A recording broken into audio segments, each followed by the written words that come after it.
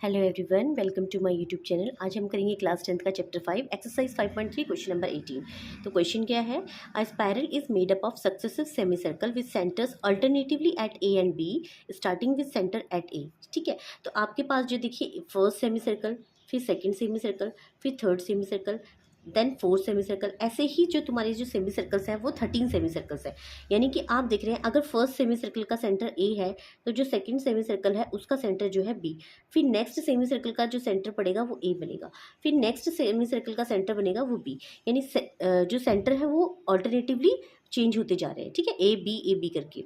अब देखिए इसमें बोल रहा है कि centre at A of radii 0.5 centimetre, यानी कि अगर मैं इसको ये फर्स्ट जो है 0.5 सेंटीमीटर है तो नेक्स्ट जो बन जाएगा वो 1 सेंटीमीटर का बन जाएगा, फिर 1.5 सेंटीमीटर का बन जाएगा, 2.0 सेंटीमीटर का बन जाएगा।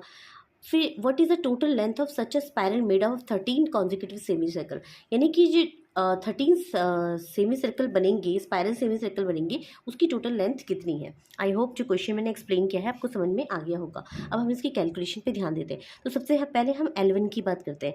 तो देखिए हमारे पास जो सेमी सर्कल है, सेमी सर्कल का जो सर्कमफ्रेंस होता है वो क्या होता है, देखिए कंप्लीट का तो होता है 2πr और इसको हाफ कर दीजिए, यानी आपके पास हो जाएगा πr। यानी अगर मैं L1 की बात करूँ तो लेंथ ऑफ L1 आ जाएगा आपका पाई इंटू 0.5। अगर मैं L2 की बात करूँ, L2 का सेंटर क्या है B, तो आपका हो जाएगा पाई इंटू 0.5। ठीक है, यानी 2 5 से 10 यानी 1 सेंटीमीटर आ गया। ठीक है, अब अगर मैं L3 की बात करूँ तो L3 आपके पास आ जाएगा, देखिए 15 है तो मैं इसको लिखती हूँ 3 इंटू 0.5। ठीक है, आई होप आपको यहाँ पे ये समझ में आया होगा। ऐसे ही करते करते हमारे पास कितने हैं, L13 तक है। ठीक है, तो 13 पाई हो जाएगा, आपका हो जाएगा 13 इंटू 0.5। ठीक है, आई होप आपको जो पहले ये पैटर्न है बनाना आ गया होगा।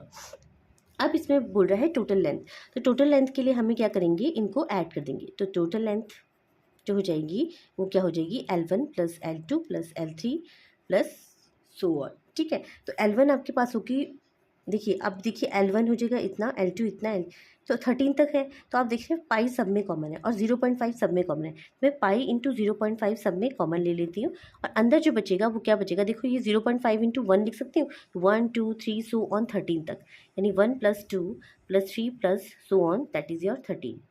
ठीक है, तो अब देखिए पाई इंटू 0.5। अब देखिए सम ऑफ एन नेचुरल नंबर्स होता है आपके पास, जो होता है आप चाहे तो AP लगा लीजिए, तो हम AP लगा लेते हैं, इसको हम अलग से सॉल्व करते हैं। तो हमारे पास क्या आ जाएगा, आ जाएगा A इज़ इक्वल टू, इसके लिए सॉल्व करते हैं, A इज़ इक्वल टू 1। ठीक है, L इज़ इक्वल टू 13 और डिफरेंस इज योर 1। तो SN निकालते हैं, SN हमारे पास आ जाएगा n/2 A प्लस L। ठीक है, हम इस वाले पोर्शन को सॉल्व कर रहे हैं। तो n/2 means 13/2, 1 plus L means 13। ठीक है, ये 14 हो गया, अब 2 7 से 14 हो गया, तो 13 इंटू 7 आपका आ जाएगा 91, यानी S13 यानी सम ऑफ 13 जो टर्म्स है वो कितना हो जाएगा, 91 हो जाएगा। अब बात करते हैं टोटल लेंथ की। तो टोटल लेंथ के लिए आप क्या करेंगे, टोटल लेंथ ऑफ स्पाइरल। ठीक है, अब देखिए जो यहाँ पे आया है ना सॉल्व करके, हमारे पास क्या है 91, यानी कि टोटल लेंथ हमारे पास ये है। तो पाई इंटू 0.5 इंटू 91। ठीक है, इसको सॉल्व करते हैं। पाई की वैल्यू होती है 22/7 इंटू 0.5 इंटू 91। इसको सॉल्व करते हैं, 7 × 7 और 7 3 × 21। मल्टीप्लाई करते हैं, तो मल्टीप्लाई करने के बाद आपके पास आ जाएगा 143 सेंटीमीटर।